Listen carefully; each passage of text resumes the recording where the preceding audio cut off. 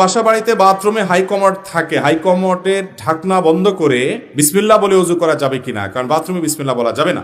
দেখুন, বাথরুমে বিসমিল্লাহ বলা মাকরুহ বা আল্লাহর নাম নেওয়া মাকরুহ, কারণ আল্লাহর নাম অপবিত্র এবং নোংরা কোনো জায়গায় নেওয়া এটা আল্লাহর নামের শানের খেলাফ। এই জন্য বাথরুমে বা টয়লেটের ভেতরে ওযু না করে বাহিরে যদি বেসিন থাকে, টেপ থাকে, সেখানে ওযু করা উত্তম।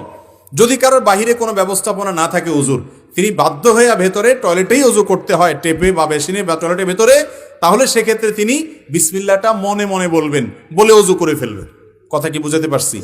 বাহিরে যদি বেসিন থাকে বিসমিল্লাহ বলে হাতটা ধুয়ে শুরু করে বাকিটা আপনি বাথরুমের ভিতর করে আসলেন, আর বাহিরে এসে আবার দোয়া পড়লেন, কালিমায়ে শাহাদা পাঠ করলেন।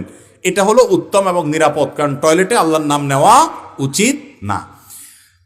প্রশ্নকর্তা লিখেছেন যে কমোডের হাই কমোডের ঢাকনা দিয়ে দিলে কোনো সমস্যা আছে কিনা বিসমিল্লাহ বলাতে। তো এটা তো একটা আপেক্ষিক বিষয়। আপাত দৃষ্টিতে মনে হচ্ছে যে ঢাকনা দেয়াতে তো ময়লা ঢাকা পড়ে গেছে, যার কারণে বিসমিল্লাহ বলা যায়, কিন্তু ঢাকনা দেওয়ার পরও সেটা টয়লেটের জায়গা, টয়লেট ঢাকনা দিলে যে সে টয়লেট না তা তো আর হয় না।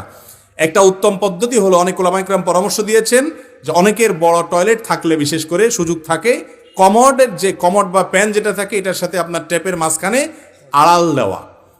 আজকাল প্লাস্টিকের অনেক পর্দা হয়েছে, টেনে পর্দা দিয়ে দেওয়া যায়, অথবা বুক পরিমাণ ওয়াল করে দেওয়া, তাহলে পার্টিশন করে দিলে ওইটা টয়লেট হলো, এটা উজুখানা হলো, হাত ধোয়ার জায়গা হলো। তাহলে সেক্ষেত্রে আপনি বিসমিল্লাহ পড়তে পারেন। আর এত যদি অসুবিধা হয় তাহলে বাইরে ওযু করেন, অথবা বিসমিল্লাহটা বাইরে করেন। আর ভিতরেও যদি করতে চান ওযু হবে, কিন্তু বিসমিল্লাহটা মনে মনে করবেন। মুখেও যদি বিসমিল্লাহ বলেন তাতে ওযু হয়ে যাবে, কিন্তু কাজটা অনুত্তম হলো। এটাকে আবার মানুষ এত হার্ডলি নেয় যে বাথরুমে তাহলে ওযু করলে ওযুই হবে না, ওযু হবে না, ব্যাপারটা সেরকম না। বাকি আল্লাহর নামটা সেখানে নেওয়াটা অনুচিত, অনুত্তম কাজ। জাস্ট এইটুকু।